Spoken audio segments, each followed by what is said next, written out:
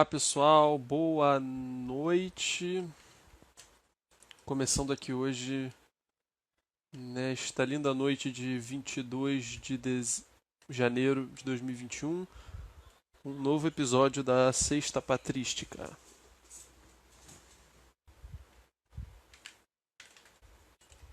Peço desculpa o atraso de 1 minuto aí que eu demorei pra. Marcelo chegou, manda aí a paradinha. Boa, mandou. Vamos lá.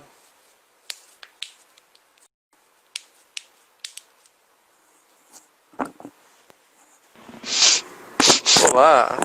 Sinto um cheiro feminino aqui, um cheiro de uma piauiense muito inteligente. Cheiro de Cecília Borafé. Aliás, ótima live de vocês, gostei bastante, vi no YouTube depois. Ah, chegou a assistir? E aí, Boa. Alden, pena de morte ou prisão perpétua? Prisão perpétua. É, Prefiro. legal. O cara sofre todo dia, né? Não, pois é, muito mais doloroso, muito mais divertido, portanto. Bom, hoje a Vamos gente lá. vai continuar então a Sexta Patrística, novamente volume 2 aqui da coleção. Bom, no último vídeo, na última live, eu tô meio disperso aqui ainda que a gente tava falando de outra coisa e mudou pra cá do nada. Mas nós na última live falamos da carta de Ogneto, né, já está postado lá no YouTube para quem quiser ver. Foi o episódio 12, eu acho, né, do nosso programa. E hoje a gente vai falar de Aristides de Atenas. Perfeito. Algum comentário inicial aí que queira salientar antes da gente começar? Eu tenho uma bronca, um puxão de orelha pra te dar. Fala que eu... Você se esqueceu da oração. Não, mas não tá na hora ainda. Claro que tá, você já tá a pedindo gente ainda comentário? Ah, é? Ah, não, eu tava com a oração na cabeça, só que eu tava tipo, falar pro Marcelo falar alguma coisa aí a gente faz depois. Mas enfim. Ah, tá, não. Se a ideia é falar sobre o que eu achei, eu gostei. E de fato, Então, uma era redação... isso que eu... Eu não achei tão pobre assim, igual o nosso comentador achou, não, sabe? Eu acho até que ele tem ele tem umas sacadas ali interessantes que a gente vai discutir mais tarde, né? Principalmente sobre... Eu diria que, em suma, ele mostra o que significa dizer que Deus é ato puro, né? Do ponto de vista metafísico. Principalmente Perfeito. quando ele ataca o pessoal caldeu ali. Eu achei isso bem, bem interessante. Sim. Parte dos caldeus é a mais legal, né? Que é logo a primeira, né, dessas críticas que ele Aliás, faz. sobra, e como para os filósofos da natureza, né, da Grécia antiguíssima. Completamente. Você Pois pega é. feio ali pro pessoal do ar, do fogo, da água, do vento e tudo o mais. Aham. Na última a gente já teve uma menção, né? Na última carta a gente já teve umas mençõezinhas, mas nessa aqui a coisa vai ficar feia, né? Hoje o E negócio essa foi coisa do ácido. estilo... pois é, essa coisa do estilo que tu falou e que o autor criticou, né, eu acho que tem uma partezinha específica que eu senti um incômodo, eu acho que era dali que ele tava falando, mas a gente fala disso depois.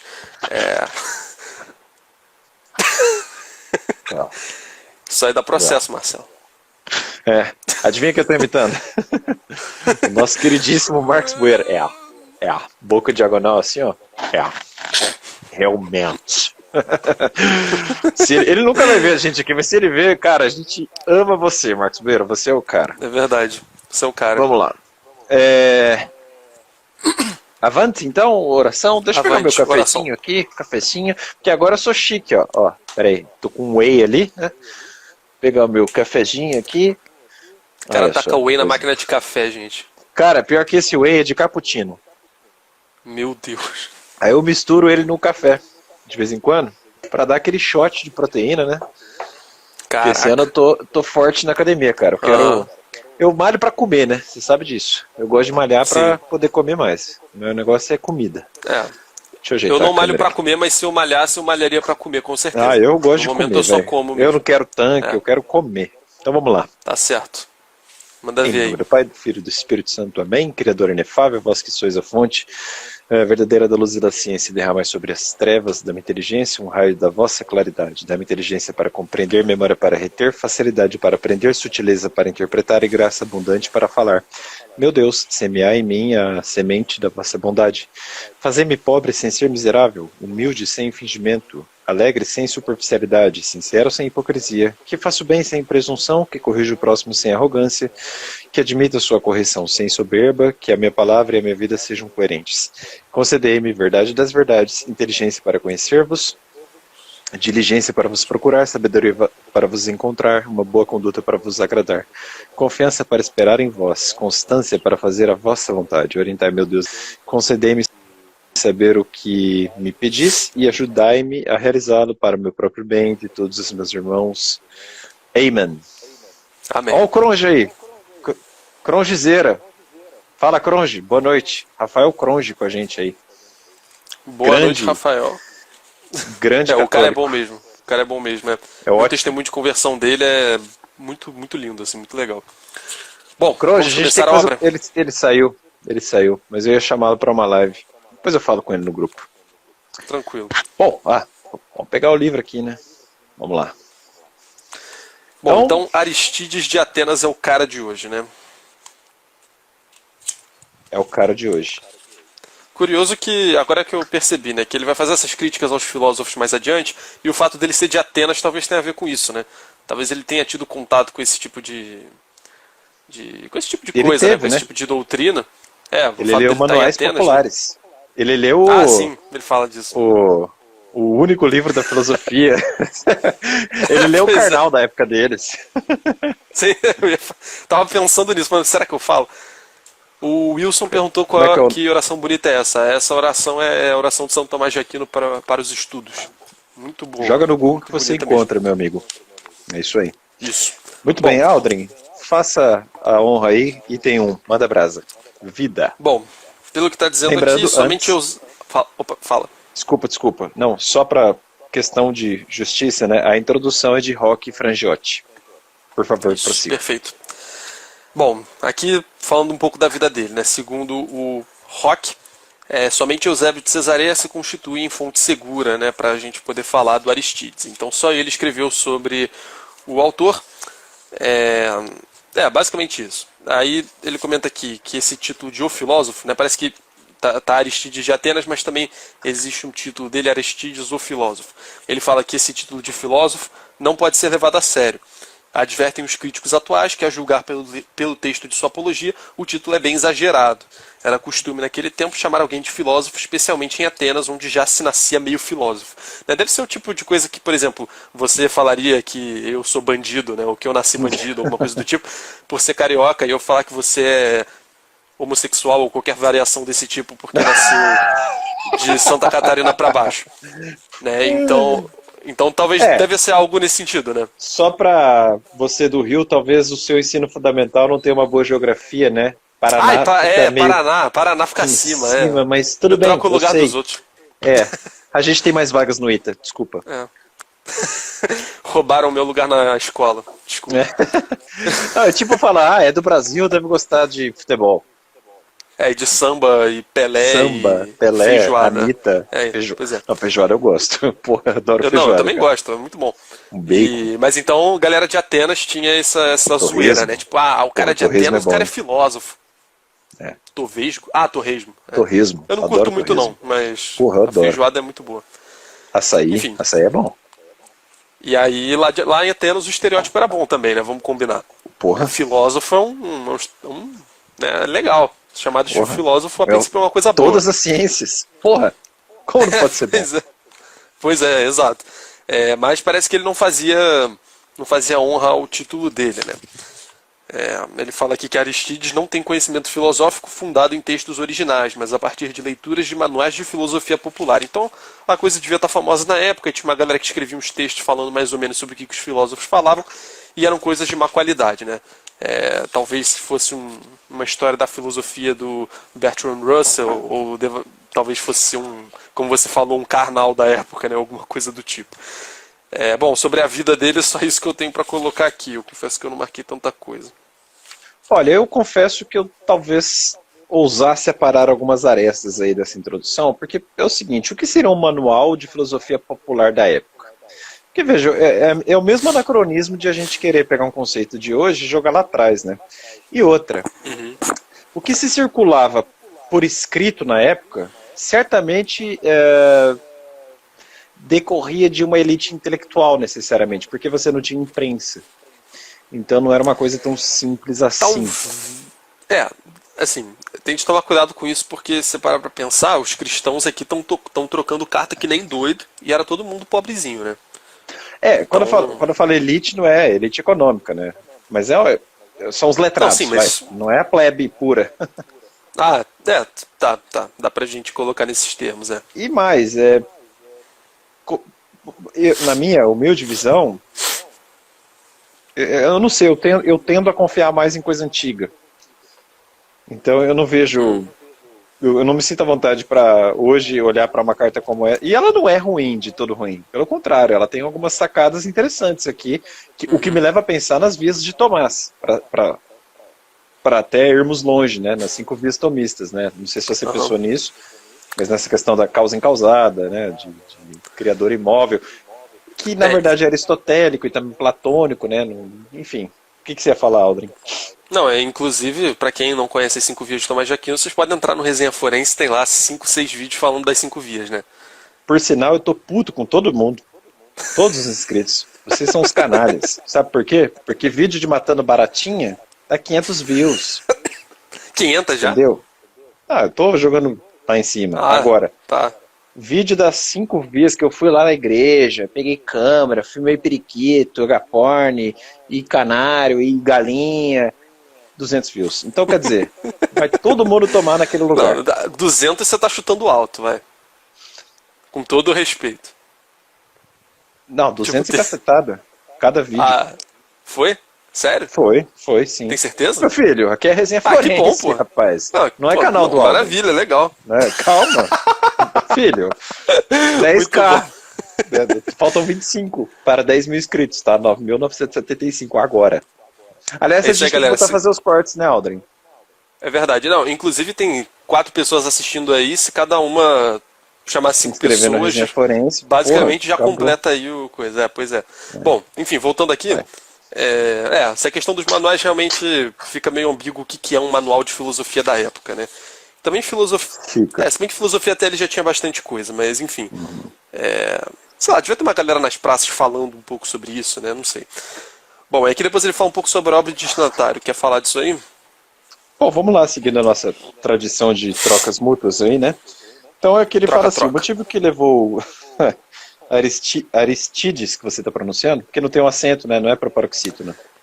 Só que tem não alguns... é que é mais fácil falar Aristides, né? Tá. Mas, Aristides... Não sei se... Não tinha pensado em falar Aristides.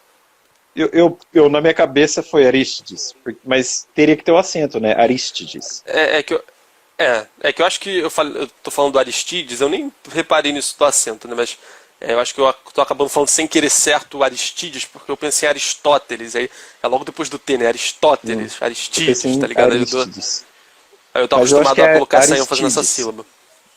Provavelmente. Bom, que seja, né? O que levou a escrever esta apologia, e de fato é uma apologia, que por sinal sobra até para judeu de novo, eu achei muito engraçado. Pô, eu tô com dó dos judeus, cara, a patrística arrebenta com todo mundo.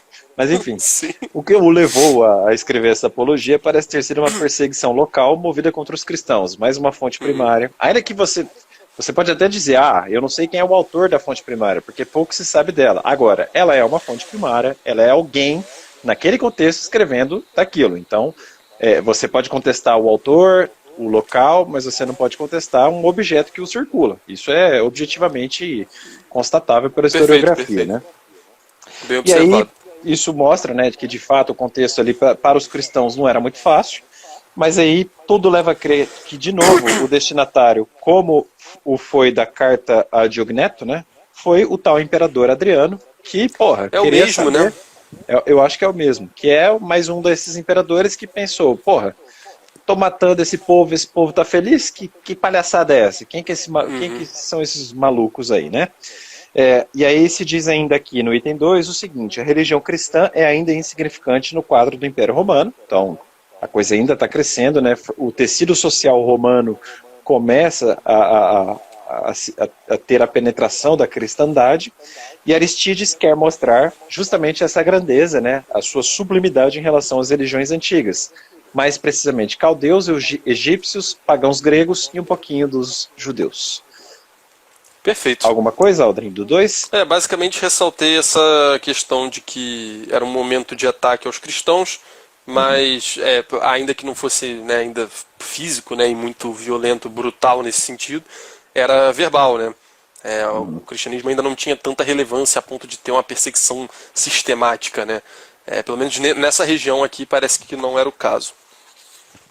Perfeito, perfeito. Item 3, conteúdo da obra, vai você. Bom, são 17 breves capítulos, e ele fala aqui que ele utiliza conceitos platônicos, aristotélicos, estoicos, tem a obra como objetivo mostrar a corrupção, os erros e desvios a que levou a religião pagã, e em oposição mostrar a sublimidade, a grandeza e principalmente a verdade da religião cristã, como você bem falou agora. E aí ele fala aqui, né, que a gente vai ver isso daqui a pouco, né? Mas ele comenta que a apologia começa com uma exortação bem filosófica, né? Ele exorta a pessoa a contemplar o mundo visível e aí fazer com que a pessoa que está lendo chegue a uma contemplação da ordem, né? A gente já falou desse tema da ordem algumas vezes aqui, né?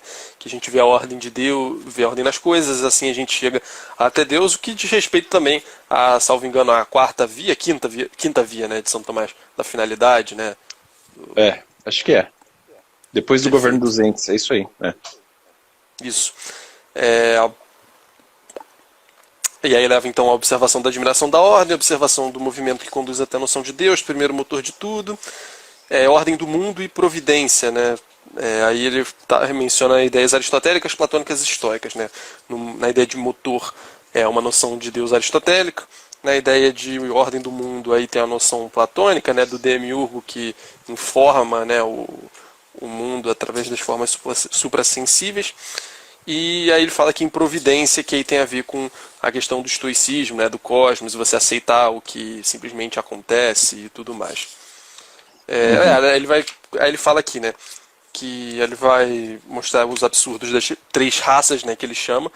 Eu ia fazer um aspas com 3, assim, né? 3 raças, bárbaros, gregos e judeus, e aí ele fala da santidade dos cristãos também. Que é a basicamente quarta raça, isso. né? Engraçado isso. Ele chama de quarta raça aqui, né? E é legal que quando chega na hora ele coloca em termos de descendência, né? Ele fala que nós cristãos descendemos de Jesus Cristo, né? Ele usa essa...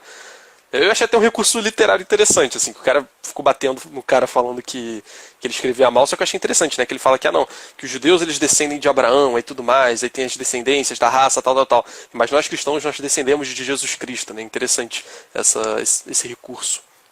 Muito interessante se você pensar em nível de Novo Testamento e de revogação da lei antiga, né? Ou oxigenação do amor de Cristo na lei antiga, né? Que a gente sempre comentou. Perfeito. Aliás, antes de avançarmos, se me permita, você já falou muito vontade. aqui sobre a questão da onipotência divina, você usou aquela questão da pedra, e ela vai ser muito útil hoje. Então, por economia de tempo, eu gostaria de invocá-la para um momento adiante e falar, olha, confiram o que o Aldrin disse sobre o assuto em algum vídeo aí da Patrística, que vai estar lá no meu canal, no caso. Você sabe que tem parte um corte no meu canal hoje. também. Sim. Tem o corte no canal do Aldrin, é só jogar lá. É a mesma coisa que falar, vai ser difícil achar no YouTube, né? Mas enfim. Como é que acha esse vídeo no como é que o título não tá assim, o título tá... Eu sei, o título tá o paradoxo. Ah, tá. Paradoxo, mas fala aí pro seguidor encontrar. Quando chegar na hora da onipotência aí que for pra falar, a gente chama isso de novo e aí eu dou a indicação. Perfeito, então. Muito bem. Avançamos para o texto? A apologia segundo os fragmentos gregos. Comece aí, Aldrin. Vamos fazer assim, ó. Não, vamos... É que começa aí. Não, eu digo assim, os 2 primeiros parágrafos não têm um subtítulo antecedente. Então vamos comentá-los e a gente divide por sessão, como sempre, tá? Muito bem. Aqui na primeira sessão, vamos chamar assim, que envolve os parágrafos 1 e 2, eu só destaquei o seguinte. Ele cumprimenta, né, talvez o Adriano aqui, e fala: Deus, o mesmo que ordenou tudo e o mantém fortemente conservado, sem princípio e eterno, sem princípio, causa incausada, portanto, e eterno, imortal e sem necessidades, ou seja, causa eficiente de si mesma, né, causa incausada, acima de todas as paixões e defeitos, da ira, do esquecimento, da ignorância e de tudo mais, por ele, porém, tudo subsiste. Opa, Opa, o que houve? qual é o meu celular aqui? Ah, tá. Desliguei, peraí. Sem necessidade estará acima de todas as paixões e defeitos, da ira, do esquecimento, da ignorância e de tudo mais. Por ele, porém, tudo subsiste. Não necessita de sacrifício, nem de libação. Eu só destaquei isso, Aldrin. Não sei se você tem algo aí. É interessante que eu não achei onde você estava lendo, mas. Primeiro Bom, enfim. parágrafo. Primeiro parágrafo. Bom, eu vou falar o que eu Versículo coloquei A. aqui. Quer dizer, É, versículo 2, na verdade, perto do rodapé A. Ah, tá, no 2. Ah, não, tudo bem, beleza. Bom, eu coloquei o seguinte, ele menciona aqui, né, vendo, porém, que o mundo e tudo quanto nele existe se move por necessidade, entendi que aquele que o move e o mantém fortemente é Deus, porque todo aquele que move é mais forte do que o movido, né, senão não estaria conseguindo mover. E todo aquele que mantém é mais forte do que o mantido, né? Exatamente porque senão não estaria conseguindo manter, e se ele precisa do outro é porque o outro é mais importante, né? Ontologicamente tem uma prioridade. Aí ele fala aqui, né? Isso aí que tu falou, é sem princípio e eterno, né? Imortal e sem necessidade. Aí denotando essa ideia de ato puro, né? Sempre chegando perto dessa concepção. Aí, no parágrafo 2 ali, eu marquei o seguinte. Ele fala, há 3 tipos de homem neste mundo. Os adoradores do que entre vós são chamados deuses, os judeus e os cristãos. Aí entre os que veneram os tais deuses aí que vocês falam, tem os 3 tipos, né? Os caldeus, os gregos e os egípcios. E aí agora ele vai dedicar o resto da carta a isso, né? Vai falar dos caldeus, dos gregos, dos egípcios e depois do judaísmo e depois do cristianismo por fim. Só para constar, pelo menos dos 3 aí, né? Caldeus, egípcios e gregos? Não, tá caldeus, gregos, egípcios.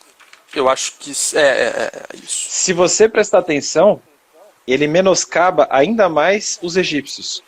Porque quando ele vai falar dos egípcios, eles falam erraram muito mais ainda em relação aos gregos, e quando ele fala dos gregos, que erraram um pouco mais, que cometeram algo. Mas enfim, ele fala dos caldeus primeiro. Depois ele fala, os gregos erraram mais que os caldeus. E aí quando ele fala do egípcio, ele fala, os egípcios erraram ainda mais que os gregos. Ou seja, ele vai aumentando a força, né? E de fato ele vai ficando mais debochado, talvez, não sei. Vai, enfim, um pouco. Não sei. Eu acho que um pouco. Vamos ver. Um pouco, vamos lá então. Avançamos? Avançamos. A idolatria entre os caldeus, então. Minha vez, né? Bom, quer dizer, vejamos, pois, quais desses participam da verdade e quais do erro.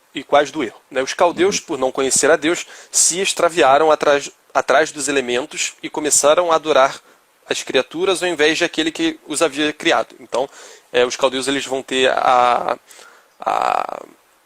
mitologia deles, né, as devoções deles voltadas para elementos da natureza, e não só elementos propriamente ditos, mas também alguns objetos. Né? Ele vai falar da lua, do sol, do céu, enfim.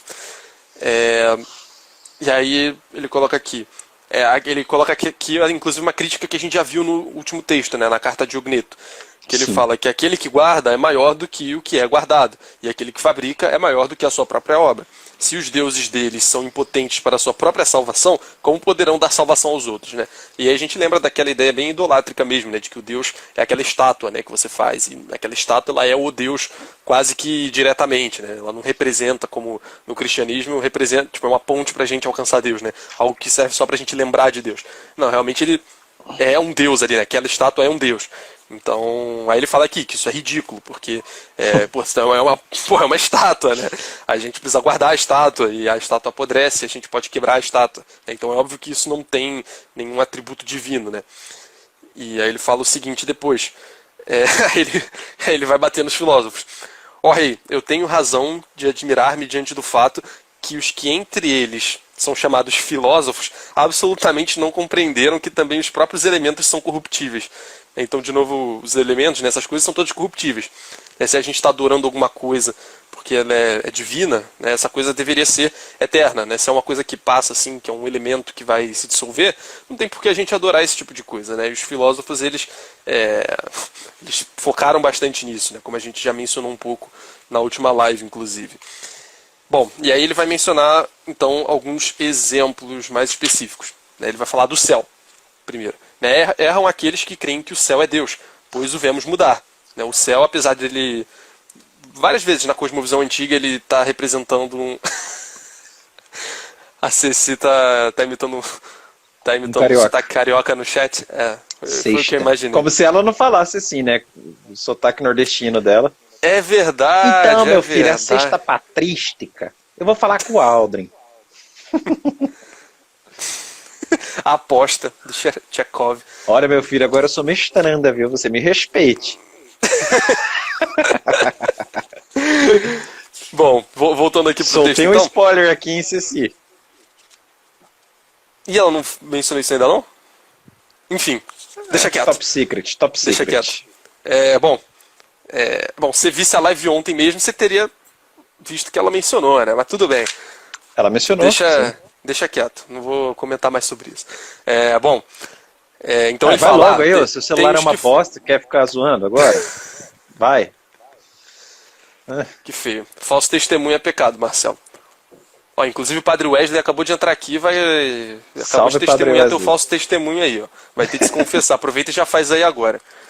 Bom, voltando então, tem algumas pessoas lá dos caldeus que falam que o céu é um deus. Mas a gente vê que o céu, ele se move. Né? Por mais que na cosmologia antiga a gente tenha a ideia do céu como algo que é quase imóvel, ele ainda é móvel. Né? Porque você vê que as estrelas giram, né? O céu ele muda também, ele agora de noite está de um jeito, de dia ele está de outro. Né? Então, apesar de o céu muitas vezes estar associado com aquilo que permanece, né? Porque você muda de lugar, você vê que o céu ainda continua ali, né? Ele ainda assim tem um fator de mutabilidade e faz com que ele, digamos assim, não seja mais um candidato válido para ser Deus. E aí ele é composto de muitos elementos, né? Você tem várias estrelas, você tem o Sol, você tem a Lua, os planetas e tudo mais. E aí ele fala, né, que isso tudo é muito ordenado e é muito belo. Mas toda ordem é a construção de algum artífice, e todo construído tem princípio e fim. Então Deus estava fora e ordenou isso aí. Então isso aí é produto de Deus, né, já que expressa essa ordem toda.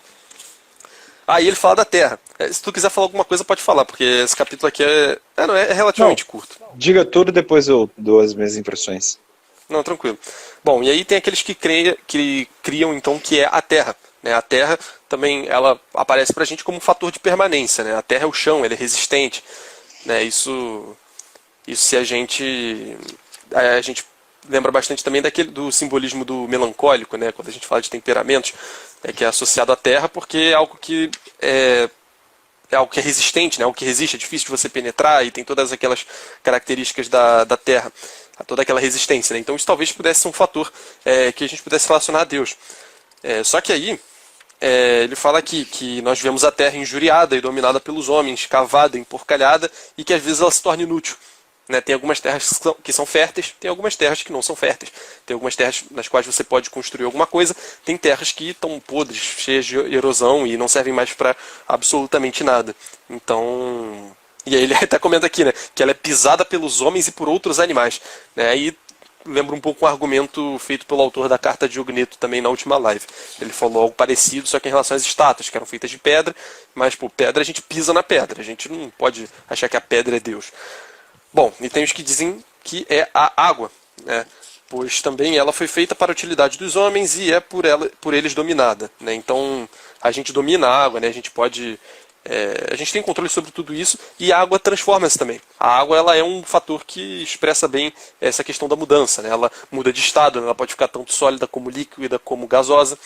Do mesmo jeito, a água ela expressa uma potência, né? Tipo, simbolicamente, vamos colocar assim, né? Ela... no espírito lá do nosso amigo Bruce Lee, né, você faz uma notação muito boa. Be water, my friend. Pois é. I said to act your mind. Isso. Be shapeless, formless. Like, como é que é? If you put water in a block, like no, water. in a bottle, it becomes the bottle. If you put water in the cup, it becomes the cup. Eu esqueci o resto.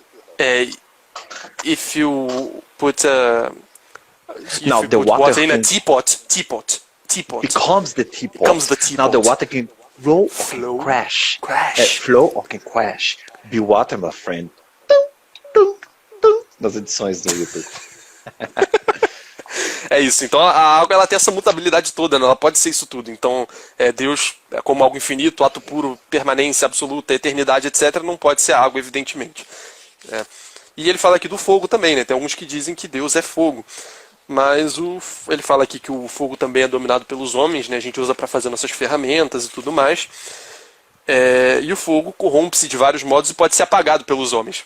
Acho que de todos esses elementos, talvez o fogo seja o pior, né? Porque o fogo ele tá ali, se for uma coisa muito local, você vai lá, você pisa em cima e apaga, né? Então, Deus também não pode ser o fogo, isso parece uma ideia ridícula. E também o vento não pode ser, porque o vento aumenta, o vento cessa, né? O vento por si, ele é um movimento, né? O ar está em constante movimento também, então a gente não pode colocar como sendo Deus.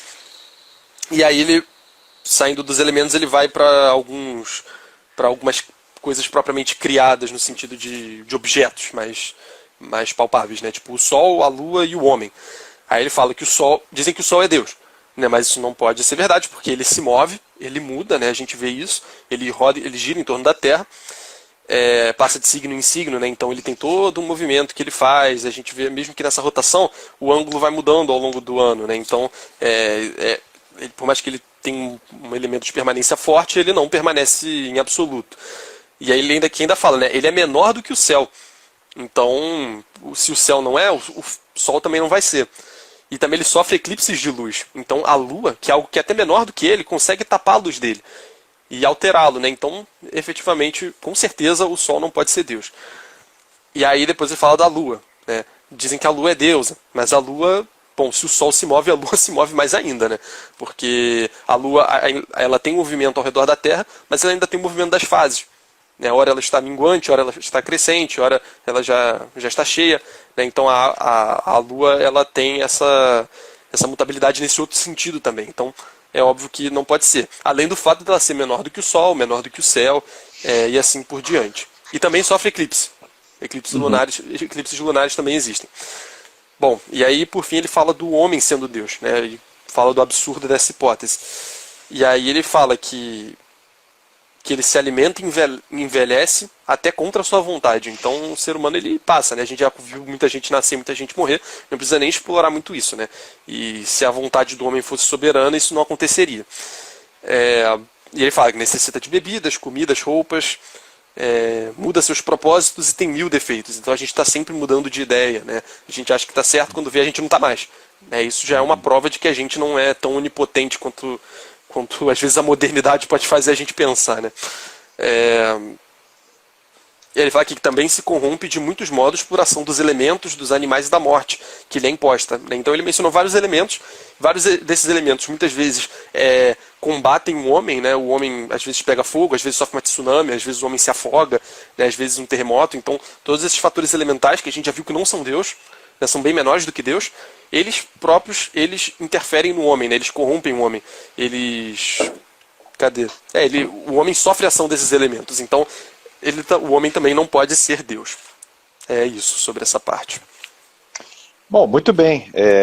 Você foi muito bem no texto. Eu estava até olhando para o outro lado aqui enquanto eu te ouvia, porque eu estava procurando algumas passagens da metafísica do Aristóteles, porque esse ataque dele, no bom sentido, aos caldeus, me faz pensar na via da contingência e da necessidade de Tomás de Aquino, né? Porque o que ele identifica, do ponto de vista físico, ele identifica algo muito claro, né? As coisas decorrem das coisas. Você não pode criar matéria do nada nada surge, né?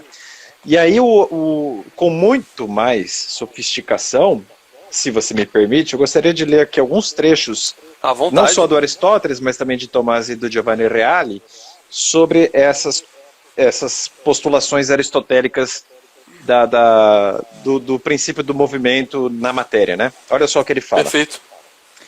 Ele faz um levantamento dos filósofos da Grécia Antiga, né? E aí, com esse levantamento, explica Aristóteles, nós podemos compreender suficientemente... livro 1 isso? Desculpe. No livro 1 da Metafísica, quando ele está... No livro 1, que eu ainda estou nessa parte, né?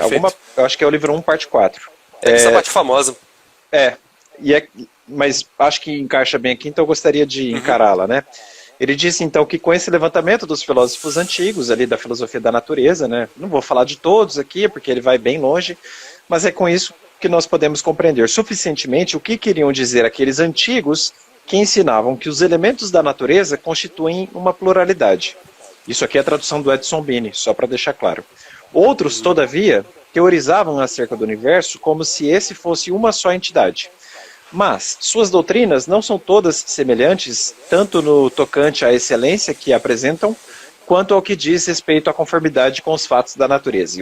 Aqui o Aristóteles é bastante ácido aí com o pessoal das antigas, né? Muito, muito. De qualquer maneira, dentro dessa investigação da metafísica, o Aristóteles avisa que não há relevância prática na discussão dos ensinamentos daqueles pensadores pitagóricos, por exemplo, né, que ele também bate muito forte, uma vez que eles, ao suporem uma unidade, não demonstram ao mesmo tempo que o ser é gerado tanto a partir da unidade como da matéria, como o fazem alguns filósofos da natureza, mas apresentam uma explicação diferente, visto que os filósofos da natureza, de qualquer forma, assumem também o movimento ao explicarem a geração do universo. Então aqui ele fala, olha, alguns filósofos da natureza perceberam essa questão do movimento, né?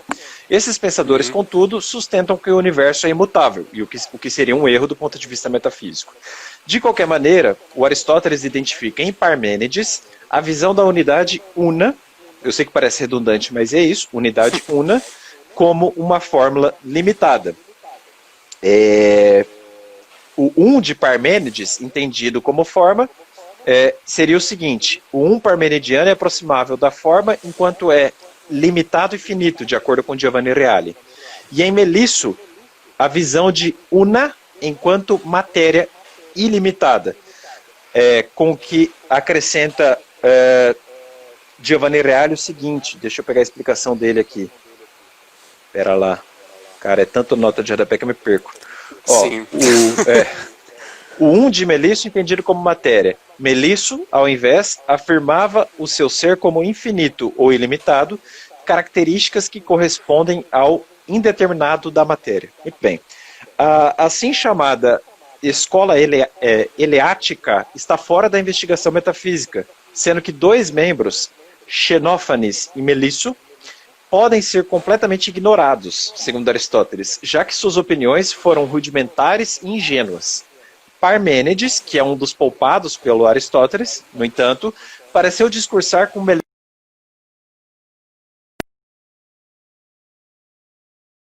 Opa, voltou? Voltou. Voltou? Alô? Som?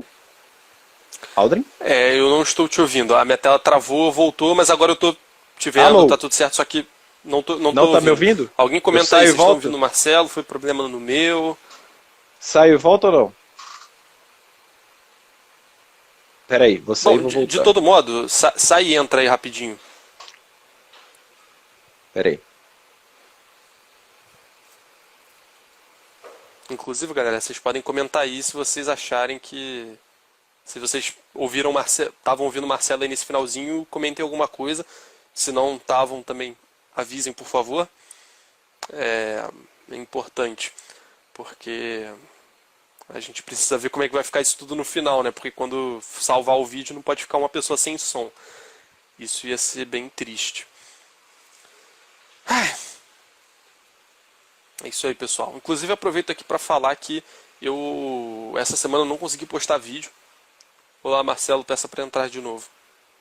Enfim, pessoal, não consegui postar vídeo essa semana por questões de luz. Eu tô sem luz de teto, então tá meio complicado, mas vamos ver. Aguardando o Marcelo aí de novo. Oi. Opa, perfeito, perfeito. Posso voltar? Volta, Então, volta. eu vinha falando do Parmênides, que é um dos poupados pelo Aristóteles. E ele diz assim: Parmênides, porém, pareceu discursar com melhor entendimento, isto é, de modo mais inteligente. Então veja que quando ele fala assim, implicitamente ele está falando que os outros foram menos inteligentes. Usa-se, pois, tal raciocínio. O que é para além do ente é não ente. O que é não ente é considerado nada. Ou seja, reputa digno de ser nada, onde estabelece que se segue por necessidade que o ente seja uno, e qualquer coisa fora do ente seja nada. Com efeito, tal raciocínio foi dito mais claramente no livro 1 da Física. De fato, você precisa ler a Física para entender muitas coisas da metafísica, talvez. No entanto, Parmênides é coagido a seguir que os sentidos que percebem e quis, com a sua posição, satisfazer ambas, a evidência dos sentidos e a razão. Por isso, disse que tudo é uno segundo a razão, mas múltiplo segundo os sentidos. E ao pôr a pluralidade por parte dos sentidos, pôs nas coisas a causa e o efeito do múltiplo. E por não considerar que a posição de seu raciocínio fosse oposta, pela qual concluía que o é, além do uno, é nada. Dizia que aqueles unos, o quente era ente. O outro, pois, que é para além do ente uno, o frio. Dizia ser não ente, segundo a noção de verdade da coisa. Mas o ente apenas existiria segundo a evidência dos sentidos. De qualquer modo, nisso, ele teria se aproximado ainda mais da verdade. Parmênides, então, é muito elogiado por Aristóteles. E aí, para fechar, eu peço desculpas pela longa fala, mas o próprio Aristóteles, então... Eu acabei de ler o capítulo inteiro, eu fiquei 15 minutos falando. Não, pô. de boa. E aí o Aristóteles, ele próprio faz uma síntese que nos ajuda a entender o status quo metafísico da época, a discussão reinante daquele momento. É o seguinte: dos primeiros filósofos, entendemos que o primeiro princípio é corpóreo. Água, fogo e similares são corpos, com variações pequenas. Tais pensadores sempre vislumbraram aí a natureza material do princípio. Então eles acertaram nesse tanto, né, da verdade. Eles identificaram, digamos, uma causalidade material, com que estão certos. Só que ainda fica devendo a causa motora, a causa formal e a causa eficiente, e antes a causa encausada, né? Outros filósofos adicionaram algo a essa causa material, que seria a fonte do movimento.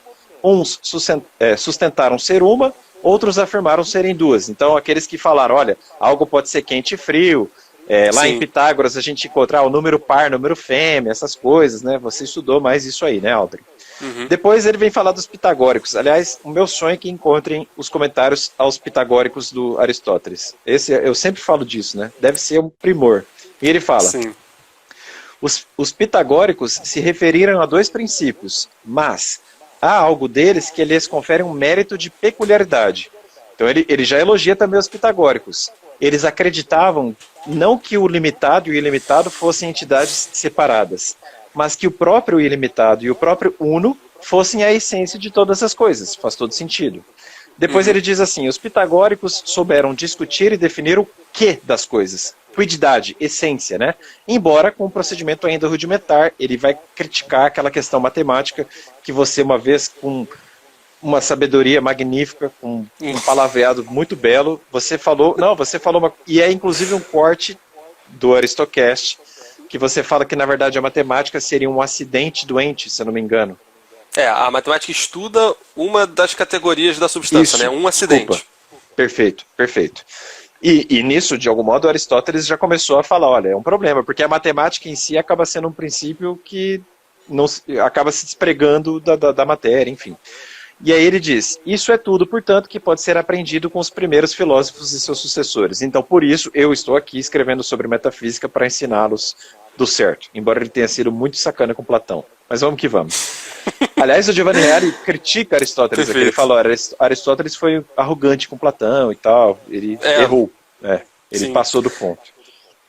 Tem gente que fala que ele realmente fez uma crítica aí que é errada. Eu não lembro exatamente qual é, mas nessa parte aí ele faz uma crítica que o pessoal fala que realmente ele falou de um negócio que não era exatamente o que o Platão estava falando. Isso é tipo, meio que consenso, É uma desonestidade intelectual, segundo Giovanni Reale. Ele pega uma questão de macho, mais ou menos isso. Que ele pega uma coisa do Platão. Errado também. Ele pega uma coisa assim, do macho cruzar com a fêmea. Aí o Aristóteles muda o que o Platão falou, na verdade, e o Giovanni Reale fala, olha, mas aqui o Platão já tinha identificado e tal, uma coisa assim. Polêmicas filosóficas. Filosóficas. Só fala a página que eu pego aqui. Mas enfim, depois... Tá bem, se você quiser eu leio agora, mas acho que não teria nada a ver, né? Não tem nada a ver, mas fala o número da página aí pra deixar de referência. Cara, eu vou ter que achar depois, porque eu tô no Ctrl F aqui. Deixa quieto. Mas aí, para resumir então toda essa parte, então vamos lá. Portanto, os caldeus se extraviaram com grande extravio, cultuando imagens mortas e inúteis. Se os elementos são corruptíveis e submetidos por necessidade, como é que são deuses? Então, peraí.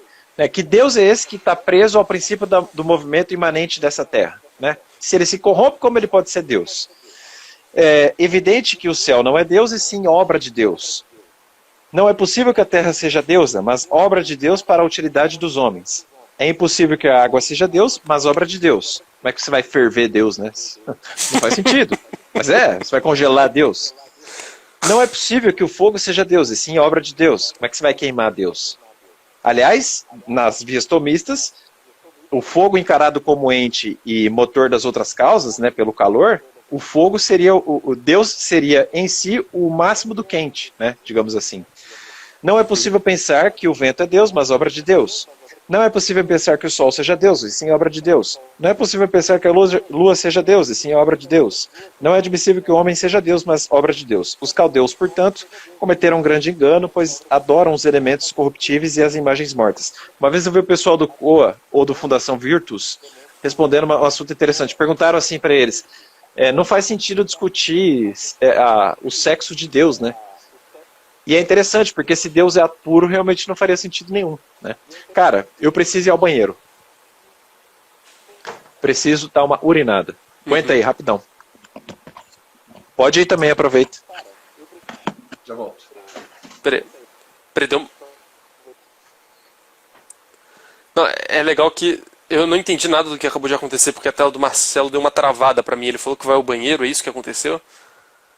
Tipo, a tela dele tava meio travada, a voz também. Então eu fiquei meio perdido, não entendi, ele só levantou do nada. Bom, mas é curioso, né? Porque eu, pelo menos quando tava lendo isso aqui, eu pensei que ia ser um episódio curto, mas ó, a gente deve estar uma meia hora só falando de Caldeu, né? E, pô, interessante isso. Também Marcelo trouxe ali estrategicamente, cirurgicamente o Aristóteles para complementar aqui, né? O que sempre é algo muito positivo. Inclusive o Marcelo ali, ó, se tu for ver, tá com a coleção patrística ali atrás, o resto, né? Ele não mandou os outros verdinhos aqui pra casa ainda. Tô só com 4. Boa noite, LSL12. Aliás, LJSL12. Beck. Oi. Não, Desculpe ter engraçado tomado um longo porque... tempo. Não, é engraçado porque você estava um pouco travado pra mim exatamente na hora em que você saiu. Então você simplesmente sumiu e eu não entendi nada. Você foi ao banheiro, imagino, né? Eu até avisei, você ficou assim.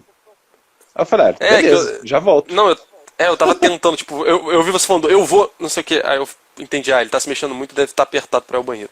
Bom, Entendi. sobre os gregos aí, eu começo falando dos gregos ou você começa falando dos gregos? Porque tu acabou de falar pra caramba, eu tinha falado pra caramba antes, então... Não, Então, introduz os gregos aí. beleza, ele fala assim então, os gregos que dizem ser sábios, e é engraçado que ele é grego, né? Então ele faz uma autocrítica aí, né? Nós gregos, que nos colocamos como sábios, mostraram-se mais ignorantes que os caldeus. Então, ó, ele já menoscaba os gregos em relação aos caldeus. Meio que assim, pior ainda, né? E aqui é interessante, é umas coisas que eu não tinha parado para pensar. É muito interessante. São ridículas, insensatas e ímpias as palavras que os gregos introduziram, dando o nome de deuses a esses seres que não são tais. Vês o extravio que eles introduzem contra seu próprio Deus? É admissível que Deus seja atado e mutilado? Insensatez. Quem em são juízo pode dizer tais coisas? Aqui ele está se referindo a Afrodite, se eu não me engano. Depois ele vai falar de Zeus e tal. Aí ele fala assim, ora, como se pode conceber que Deus seja adúltero, pervertido e parricida? Aqui ele está falando da mitologia grega, que cortou o testículo, jogou no mar, e aí dali nasceu não sei quem, e assim vai. Com isso, introduzem certo Hefesto. É uma coisa inadmissível Deus ser coxo e ter necessidade dos homens. Depois introduzem como Deus Hermes, que é cobiçoso, ladrão, avarento, feiticeiro, corcunda e intérprete de discursos. Corcunda. Não podemos conceber que Deus seja tais coisas, né? Também introduzem como Deus Asclépio.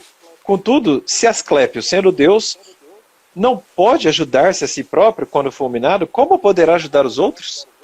Também introduzem como Deus Ares. Como podia ser Deus alguém que foi cobiçoso, guerreiro, amarrado e adúltero? Vejam, eu não estou explicando a mitologia grega aqui, que senão a gente vai perder muito tempo. Claro que você pode falar, Aldrin, você entende mais disso que eu. Também introduzem como Não, Deus poucas vezes Dionísio. eu tenho alguma coisa aqui pra lembrar alguma história específica, porque é bem evidente, né? A gente sabe que esses É, deuses fazem essas coisas todas, né? é, Aí tu falou é, Deus Ares agora. Ares é o deus da guerra. É claro que é, tem algo de errado nisso, né? Tipo, é. não precisa de tanto detalhe assim. Também introduzem como Deus Dioniso. Se Dioniso foi degolado e não pôde ajudar-se a si mesmo, mas tornou-se louco, era bêbado e andou fugitivo, como pode ele ser Deus? Também introduzem Heracles. Como pode ser Deus um bêbado que mata seus próprios filhos e é devorado pelo fogo? Como poderá socorrer aos outros quem não pode socorrer a si mesmo? Também introduzem como Deus Apolo. É coisa impossível admitir que Deus esteja necessitado, seja invejoso e tocador de cítara. Depois introduzem Ártemis. Como pode ser Deus uma mulher assim, caçadora e errante com seus cães? Também Eu dizem não que entendi a crítica a Artemis. Tipo, é claro, que aí tem que é entender uma da pessoa. mitologia, né? Mas, Não, mas bom, é porque. Não é porque ele só menciona isso, né? Tipo, ela era uma caçadora e tinha os cachorros dela. Tipo, ele não que fala. talvez ele queira Ele dizer não assim, menciona nada de errado. que Deus é esse que precisa de cães para caçar, né? Talvez seja isso. Ah, pode Mas, ser, pode ser. talvez, Não, talvez. pode ser, Tipo talvez. assim, de Talvez. animais, né? É meio que seria como a gente dizer, quando Deus pescou lá, ajudou os pescadores, ele não precisou de um GPS, né, meu? Real, é Ele verdade, é sabia o que verdade. tinha Muito ali, bom. entendeu? Entendeu? Muito bom. Também dizem que Afrodite é deusa.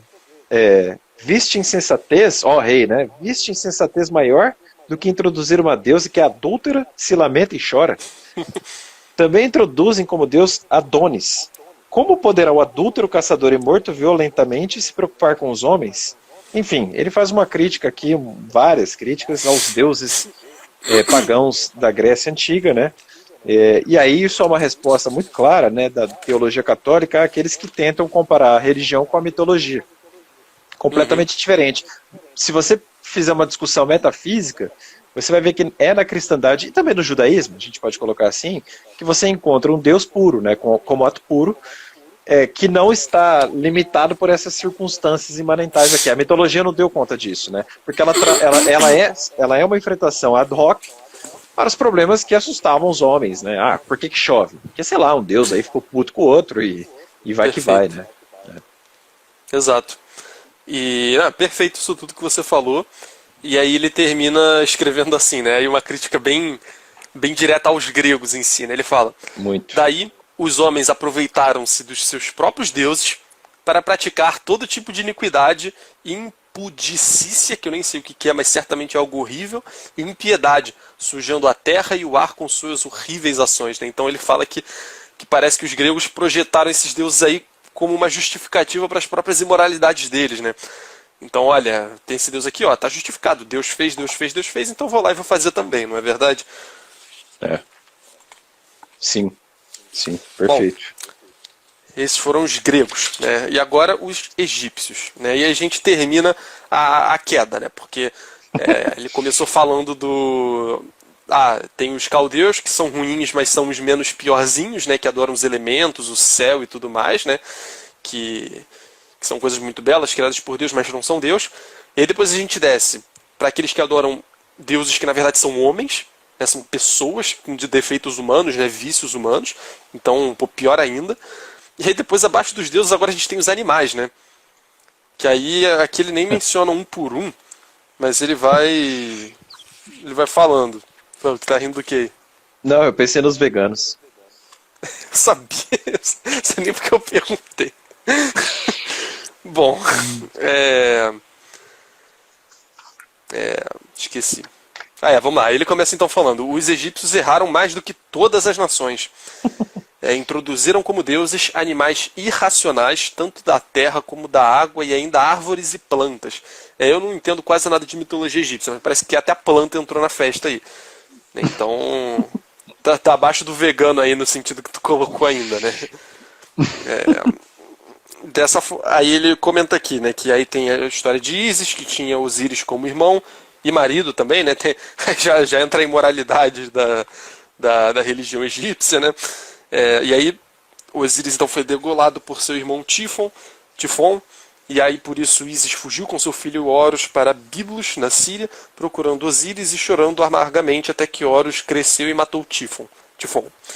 E aí com essa micro historinha aí a gente pode concluir o seguinte, né? Dessa forma, nem Ísis teve forças para ajudar o seu próprio irmão e marido, nem Osíris, também um deus a princípio, degolado por Tifon, conseguiu se proteger, e nem o próprio Tifon, que começou dominando a situação, fratricida, acabou morrendo por Horus e Ísis, né? Então ele não conseguiu se livrar da morte também. Então tu vê aí vários deuses combatendo e nenhum prevalece.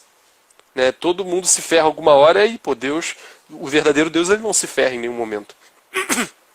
Aí ele fala aqui, com efeito, alguns deles adoraram a ovelha, outros o bode, outros o bezerro, o porco, o corvo, o gavião, o abutre, a águia, outros o crocodilo, gato, cão, lobo, macaco, serpente, víbora, a cebola,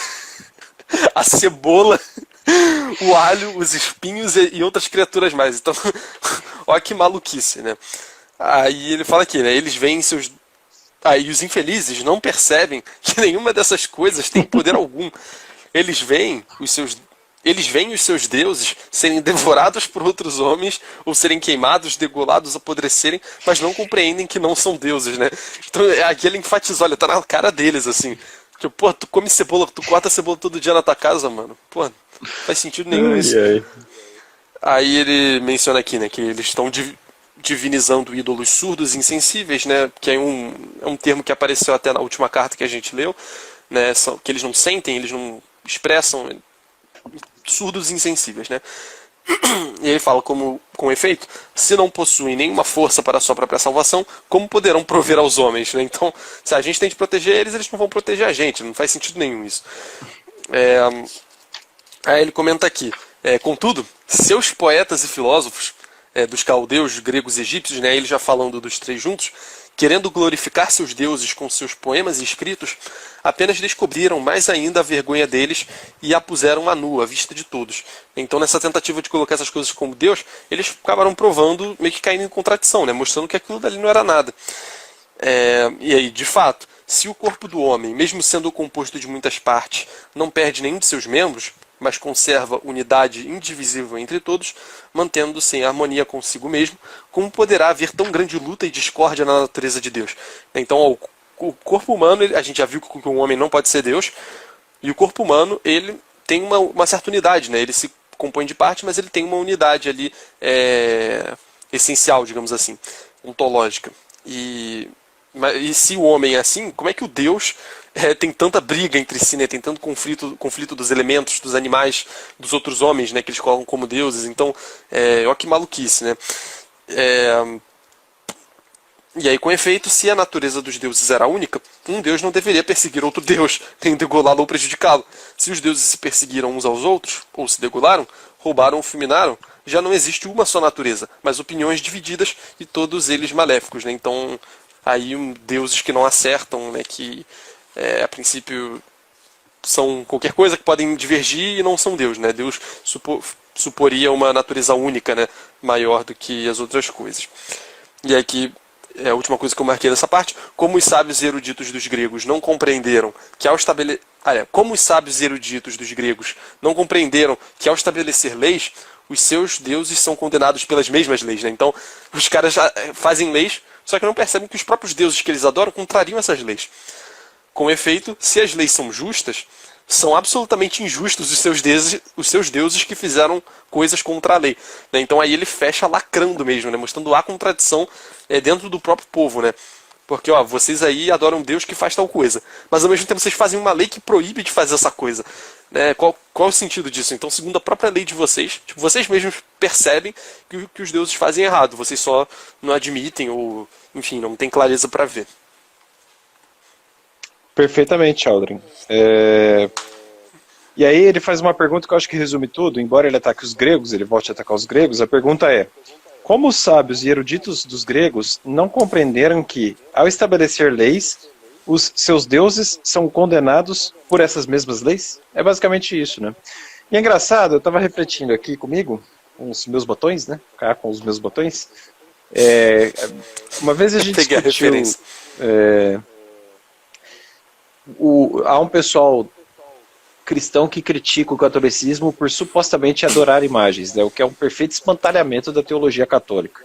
É evidente que, para nós, o crucifixo, aqui, que por sinal já foi abençoado, ou o terço, ou a imagem de Nossa Senhora, é óbvio que isso para nós, diante de nossos olhos, não é a corporificação divina, não é disso que se trata, né?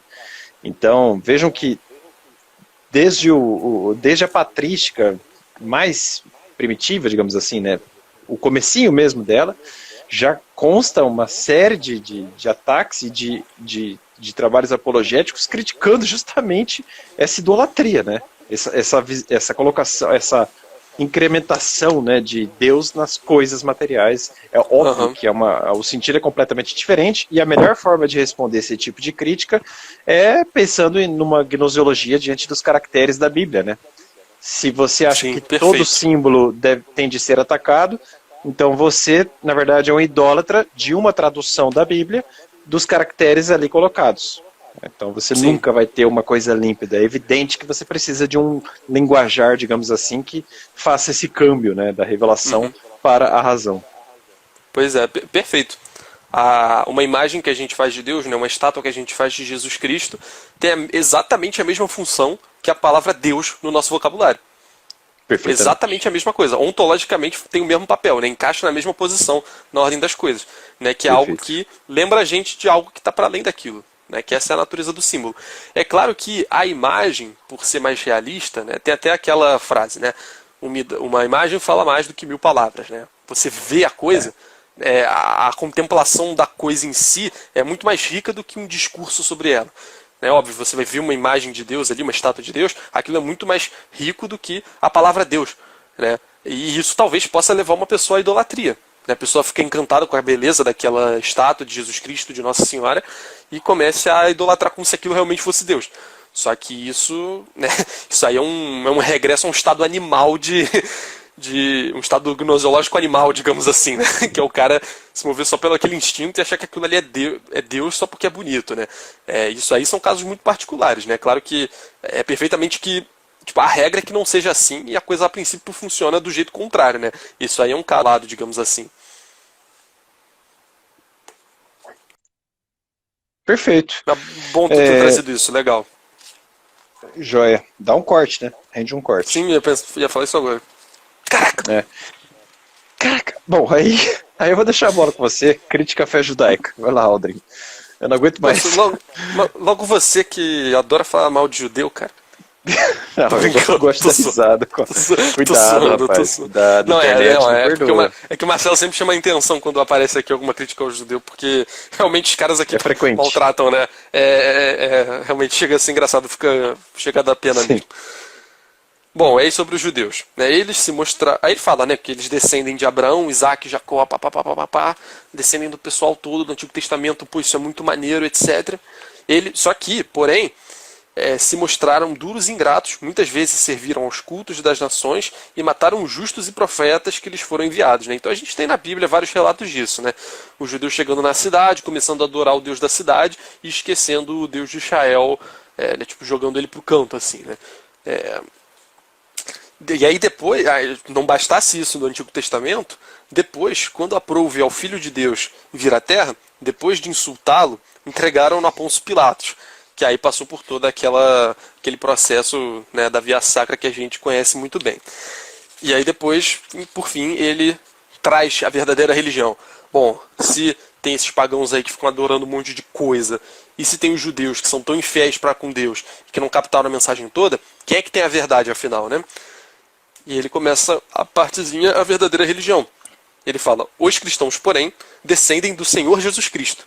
Como eu falei no começo. Não descendem necessariamente de Isaac, de Jacó, de Abraão e tudo mais, mas descendem de nosso Senhor Jesus Cristo, que é Deus. Que é muito mais do que Abraão, por mais que Abraão seja o cara, Jesus Cristo é tipo o cara ao quadrado, né? Infinita potência, digamos assim. E este, Jesus Cristo, é confessado como Filho do Deus Altíssimo no Espírito Santo, descido do céu para a salvação dos homens, gerado de uma virgem santa, sem germe nem corrupção, encarnou-se e apareceu aos homens, para afastá-lo do erro do politeísmo. E aí ele fala mais algumas coisas, só que eu vi a grande centralidade nesse parágrafo em específico. Você quer falar mais alguma coisa? Dentro de a verdadeira religião? Isso. Ele vai falar muito da conduta, né, dos cristãos. Bom, ele faz uma lindíssima homenagem a Jesus, digamos assim, né? Mas é engraçado como ele fala aqui muito da conduta cristã, né? Ele fala, olha, não adulteram, não fornicam, não levantam falso testemunho, não cobiçam bens alheios, honram pai e mãe, amam seu próximo e julgam com justiça, etc, etc. Por isso que isso espanta, né, os romanos. Pô, que conduta é essa, né? Que negócio é esse? E é engraçado, quando a gente lida com uma pessoa muito certinha, digamos assim, a gente fica meio... A gente se julga, né? A gente começa, pô, pera Uhum. lá, né?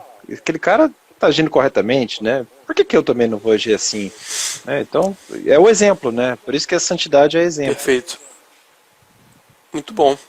Bom, É algum isso outro aí, comentário Aldo. aí sobre a obra no geral? Alguma outra coisa aí para salientar antes da gente fechar com a nossa oração? Nenhum. Só queria combinar contigo publicamente aqui, né? Tassiano Sírio, como que você quer fazer? Deixar combinado? Porque depois da semana Ah, tá quer fazer sendo o Sírio é tudo? aquela que é grande, né? É. Pô, você tá de sacanagem. Vai até a 57 a 109. 109, 50 pá. Demais, né? Vamos dividir em três aí Não, ou vamos não? dividir em Em duas? dois. É que é 25 páginas. A gente ajeita certinho. Porque deve ter um Tá. momento que deve ter uma virada de tema aqui no meio, aí a gente marca. Vamos dar uma olhada daqui a pouco. Vamos Tá fazer a bom. nossa oração aqui enquanto o Ai. pessoal ainda está presente. Bom, mas é isso. Segundo autor do segundo volume lido, vamos para a nossa oração. Em nome do Pai, do Filho e do Espírito Santo. Amém. Meu Deus, nós gostaríamos de pedir a tua intercessão na nossa vida, para que possamos, como São Clemente Romano tanto enfatizou, exercitar a virtude da ordem, sempre na nossa comunidade, internamente também, que possamos, através das cartas de Inácio de Alexandria, sempre meditar a respeito da nossa obediência em relação à hierarquia da igreja, sempre estar submissos ao bispo, fazer o que ele mandar sem mais questionamentos que podem levar a uma arrogância ou a uma quebra no corpo místico de Nosso Senhor Jesus Cristo. Que possamos, também inspirados pela carta de São Policarpo de Esmirna, seguir o seu exemplo caso nos seja solicitado e aceitar o martírio de braços abertos e com todo aquele amor que ele apresenta naquele relato.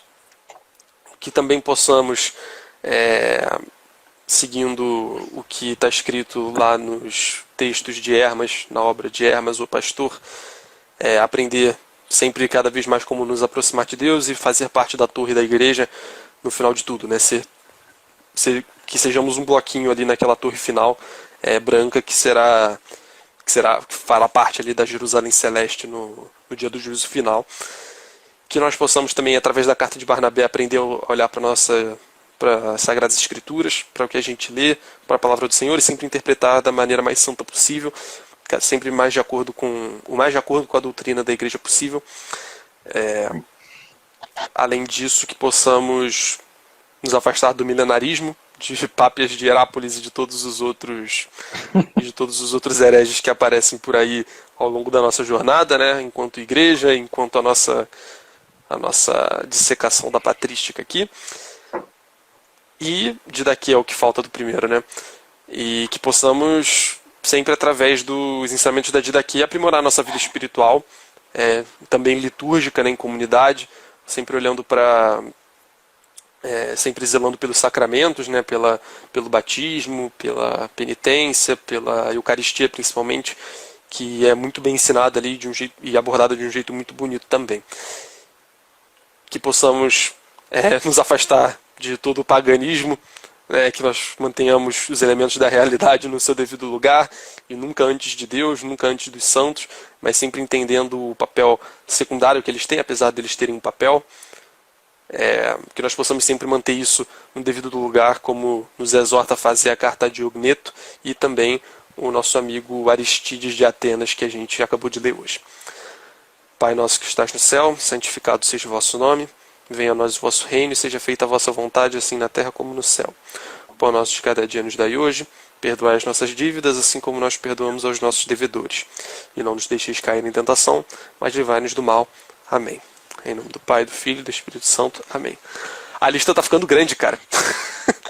É muito Que é o autor, cara. 15º vídeo? Terceiro. 13º, eu acho. Não, das lives em si. Nossa, as Lives lives em é a 15ª, né? Da Patrística. Não, da Patrística eu acho que é 13º, ué. É? Não teve 12 no É. meu canal e 3 aqui? Não, acho que teve 11 no teu canal e uma aqui só, essa segunda. Ah, é? Que a mão tá então- viajando. Não, cara, eu acho que essa é a 15. Que isso, cara? Só Essa é teve, a mano, 15. só teve um autor aqui, a gente só lê a carta de Diogneto Não. aqui. Tô falando que essa é a 15ª décima... Aqui, ó, o meu vai até a carta de a Diogneto, que foi o 12º vídeo sobre a Patrística. Não, Então essa é a 14. no meu. Essa é a 13, cara. Carta de Diogneto foi o último vídeo que foi não, lá no canal. É verdade. A doutrina dos 12 apóstolos foi o meu de daqui, é Isso. isso aí. É que eu tô Alguém com a esqueceu playlist global aqui. alguém esqueceu de colocar coisa na playlist, ó. Não, Alguém esqueceu de a minha tá atualizar a atualizada aqui, playlist. esse otário. Ah. O Arri falou que eu Tá tô certo, fazendo eu tô falso certo. testemunho. O público A sabe. Rê é assídua É acompanhante. verdade, então tá aqui direto. sabe. Bom, valeu, É vou isso, comprar pessoal. esfirra, tô cheio de fome. Esfirrinha, ó, Tranquilo. bacon, bom Um demais. abraço, pessoal. Obrigado pela presença. Os Comprem os judeus não livros pelo link poderiam na comer a minha descrição esfirra hoje. para ajudar este canal e este projeto, ok? Valeu, pessoal. Abração. Até semana que vem.